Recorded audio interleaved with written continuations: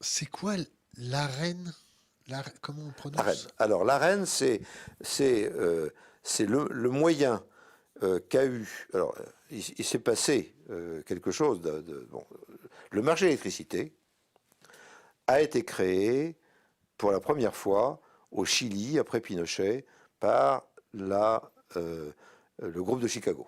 Le groupe de Chicago, c'était des intellectuels économistes libéraux américains qui considéraient que si jamais le Chili était parti dans l'atmosphère gauchiste, c'était parce qu'on n'avait pas travaillé correctement sur l'énergie et qu'il fallait, en conséquence, retrouver la libéralisation. Donc ils ont dit il faut qu'il y ait un marché d'électricité.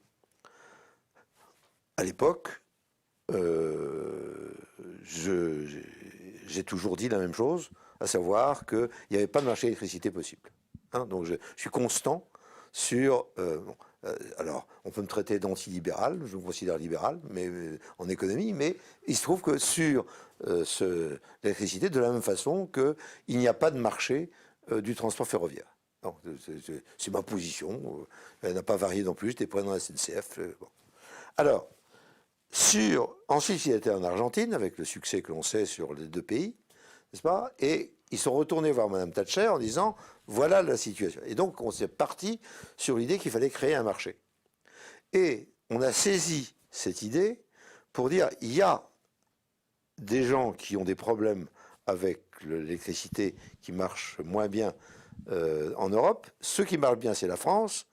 On va les embêter en leur disant qu'il y a un marché d'électricité. Et donc il y a eu un combat auquel j'ai participé en tant que Français. Moi, j'étais président de Gaz de France contre l'ensemble de l'Europe, la Commission et les Allemands et les Anglais de l'époque, pour créer un marché d'électricité perindex cadaver. Il fallait créer le marché d'électricité. Et on a combattu, on a combattu, on a combattu. Mais pendant le même temps, on considérait ici, en France, que l'EDF était un État dans l'État et qu'il fallait le tuer. Alors, on s'est dit, quand même, c'est une bonne occasion de le tuer parce que ça permet de faire 3 compagnies, si jamais on suit les Allemands et la Commission, c'est-à-dire de créer ce qui est aujourd'hui Enedis et ce qui est aujourd'hui RTE, c'est-à-dire la distribution d'un côté et le transport de l'autre. Donc on fait ce qu'on appelait l'unbundling, de manière à dire il peut y avoir d'autres producteurs d'électricité et il faut qu'ils aient la capacité d'aller vers la distribution et il faut qu'ils aient un transporteur qui transporte quelle que soit l'électricité qui est produite. Effectivement, à l'époque, il y avait d'autres producteurs d'électricité. Il y avait le producteur qui était la SNCF, qui avait une société d'hydraulique, la SMH, et puis il y avait Engie qui avait des centrales en Belgique. Et donc il y avait matière à dire, après avoir vendu la SMH à Engie, il y avait à dire il y a plusieurs producteurs. Simplement, il y a quand même un producteur important qui est EDF. Et par conséquent, ce producteur était tellement important que on n'arrivait pas à créer de marché à cause de EDF. Alors, on a fait PowerNext pour faire un marché d'électricité. Et puis, en 2010, juste après le crack européen de 2008, en 2010, la Commission est arrivée en France en disant, voilà, puisque vous n'avez pas voulu mettre EDF au piquet, eh bien, nous avons décidé que vous auriez une amende, et cette amende serait de 20 milliards. Alors, à l'époque, le président n'était pas à 20 milliards près. Aujourd'hui, on ne serait pas à 20 milliards près. À l'époque, on était à 20 milliards près. Et il a dit, bah, quelle est la solution? Et la solution qu'on lui a proposée la Commission, c'est de consacrer une partie de la production d'EDF, 20%, pour la donner à des fournisseurs qui ne produisaient pas, qui ne distribuaient pas, qui ne transportaient pas, à un prix coûtant pour qu'il crée artificiellement un marché de l'électricité, c'est-à-dire qu'il se présente aux industriels et aux particuliers en disant voilà, j'ai de l'électricité, parce que j'achète de l'électricité à EDF, donc j'ai l'électricité, et je vous la fournis, et vous n'avez rien à changer, puisque c'est EDF qui l'a fourni, qui l'a produit, c'est Enedis qui vous la distribue, et c'est RTE qui vous la transporte. Et c'est la rente, donc les derniers mots, c'est l'électricité nucléaire historique. C'est-à-dire qu'il y a une histoire, l'histoire d'EDF, cette histoire est impie, nous allons la traiter et nous allons d'abord prendre 20% de cette électricité, nous allons la donner à des fournisseurs. Ces fournisseurs, ce sont des parasites complets, puisqu'ils ne font rien.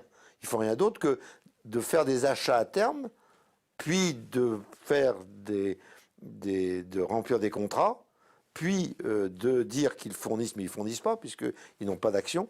Donc il y a des fournisseurs. Donc il y a eu 45 fournisseurs qui se sont institués avec des noms variés et qui ont manipé ces 20% de la rente, c'est-à-dire de l'électricité produite par EDF, distribuée par Enedis, transportée par RTE et sur lequel ils font des bénéfices. Donc il y a des gens que j'appelle des parasites. J'espère qu'ils s'achètent des Maserati pour le prix, parce que ce serait dommage qu'ils C'est pas tous des parasites. Ce ne sont que des parasites. Je vois pas quelle action ils font. Dites-moi quelle est l'action véritable qu'ils font. À part aller démarcher et dire mais je fais moins cher que l'autre parce que je vais faire, etc. Vous allez des heures creuses, des machatas. Moi, je suis un petit industriel. Aujourd'hui, j'ai des contrats sur une de mes entreprises où je payais 20 000 euros l'année dernière. Je vais payer 120 000 euros cette année. OK, et je suis content. Donc j'ai vu les fournisseurs, il y en a 5 qui arrivaient à peu près au même niveau. Les autres étaient plus chers. Donc, puis j'en ai choisi un. J'ai choisi EDF par patriotisme. Et il se trouve que dans ce contrat, si jamais je prends des droits à Rennes, je paie plus cher que si j'en prends pas. Et donc depuis maintenant 2 mois, je demande à toutes les autorités françaises de m'expliquer pourquoi, moi, petit industriel, si jamais je prends des droits à Rennes, je paie plus cher que si j'en prends pas. Et si vous arrivez à trouver l'explication, vous me le dites parce que j'ai toujours pas compris. Alors, une autre chose, pourquoi le prix du gaz et le prix de l'électricité sont corrélés? Parce que les Allemands qui ont pris la main sur le marché de l'électricité se sont déplacés à Leipzig et pour eux, le gaz était pas cher et leurs centrales à gaz étaient par conséquent des centrales d'appoint qui s'amortissaient relativement rapidement pour la raison que je vous ai indiquée, c'est-à-dire que leurs éoliennes, c'était en fait des éoliennes à gaz. Donc c'est des éoliennes à gaz, donc c'est du gaz, les centrales à gaz étaient amorties. Bon. Là, le gaz a augmenté, par conséquent, ils ont diminué leur gaz, ils ont augmenté le charbon. Et donc, les centrales à gaz deviennent des centrales les plus chères, alors qu'elles étaient les moins chères au départ. Et donc, comme on est en coût marginal et qu'ils ont indexé le prix de l'électricité sur le prix du gaz, qui n'était pas cher à l'époque russe, en caricaturant, là maintenant, en époque non russe, le coût marginal du dernier électron est le plus cher du monde, quasiment, et c'est à partir de ce prix que le prix d'EPEX, l'organe qui fixe le prix de l'électricité, travaille. Et donc l'idée, c'était de décorréler Et on l'a dit au départ, hein, c'est-à-dire que c'est pas, on n'apprend pas aujourd'hui, en décembre 2022, ce sujet. Parce qu'il y a 2 ans et demi, le prix du gaz a commencé à augmenter, le gaz russe, parce que les Américains demandaient à ce que le gaz russe monte pour que leur gaz de schiste soit compétitif. Hein, donc le gaz russe a commencé le gaz en tant que tel a augmenté il y a 2 ans et demi. Et il y a 2 ans et demi, les petits Français dont je suis ont dit il faudrait quand même qu'on décorrèle, ce serait pas mal. Il y a 2 ans et demi.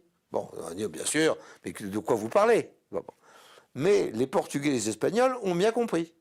Et donc, dès le départ de l'affaire, comme ils nous avaient lu et ils avaient bien entendu ce qu'ils disaient, nous, on n'est pratiquement pas connectés, on n'a rien, on n'a pas de, nous, on est des pauvres malheureux, on est là, oubliez-nous, et ils ont été acceptés. Mais nous, on est interconnectés un peu plus fort, et 2, surtout, comme on a fait tout ce système de maintenance de centrales qui a conduit à ce qu'elles ne soient pas en retard. On a peur d'avoir un hiver difficile et d'avoir besoin des centrales à gaz allemandes pour donner l'électricité. Et donc, on s'est coincé en disant, monsieur l'Allemand, est-ce que vous êtes d'accord pour que nous aussi on fasse à 115? Et l'Allemand a dit non. Et elle a dit, qu'est-ce qu'on fait? Et qu'est-ce qu'on fait? On est là. Mais nous, on va crever, et on va crever guéri, si j'ai bien compris.